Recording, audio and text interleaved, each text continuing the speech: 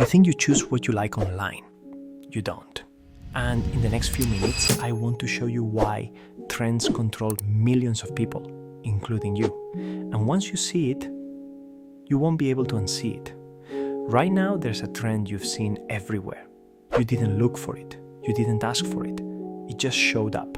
And that wasn't random. Here's the part most people miss. Trends don't go viral because they're good. They go viral because they're easy. Your brain saves effort wherever it can. Not because it's stupid, because it's practical. If something is easy to understand, easy to watch, easy to recognize, your brain rewards it. That's why simple songs beat complex ones, why familiar formats explode, why repetition beats originality. If it costs less effort, it spreads faster.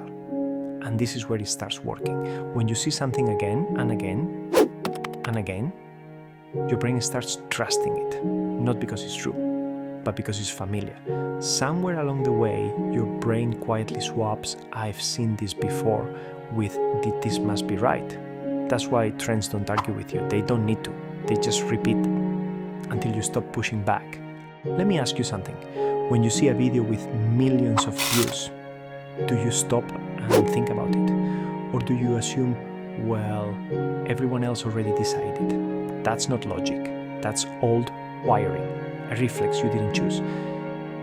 Your brain learned a long time ago that following the group was safer than standing apart. Online, that reflex never turned off. So when a trend surrounds you, you don't really evaluate it, you give into it. Here's something you've definitely done. You've shared something you didn't even like that much, not because you loved it, but because sharing signals alignment. It says, I'm part of this. I'm not behind. I get it. At that point, the content doesn't matter. Belonging does. Trends don't really spread ideas, they spread identity. If trends had to be smart, most of them would fail. Instead, they trigger simple emotions, recognition, a little irritation, nostalgia, a sense of superiority, low-level anxiety, not enough to overwhelm you, just enough to move you. That's why trends often feel empty afterward. They were never meant to satisfy you, they were meant to pass through you. You've probably noticed this part. A trend can make you feel late in just a few days. That's because your brain doesn't track time. It tracks exposure.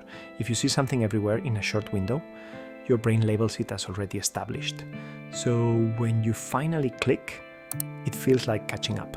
Urgency appears out of nowhere, and urgency shuts down thinking. This part gets misunderstood. Algorithms don't create trends, they amplify human behavior. They reward fast reactions, strong emotion, predictable patterns, which means they favor content that bypasses thought, not because they're evil, because they're mirrors. And mirrors don't care how you feel about what they show you. Once something works, it gets copied. Again, and again, and again. Because your brain prefers known pacing, familiar structure, predictable payoff. Originality is risky. Repetition feels safe. That's why trends don't really move forward. They loop. And this is the part that actually affects your life. Trends don't just change what you watch, they change what your brain expects. You start needing faster stimulation, clearer emotional cues, immediate payoff. Anything slower starts feeling boring, not because it is, but because your attention learned a different pace somewhere else. Here's the honest part. You don't follow trends because you're weak. You follow them because your brain saves effort wherever it can. And trends win when they match that perfectly. But once you see the pattern, something shifts. You start noticing what slips past you, what feels too easy, what spreads without explanation, because the influence that sticks isn't loud, it's familiar, and the kind of influence that lasts is the one that never asks you to think. By the time you notice it, it already feels normal.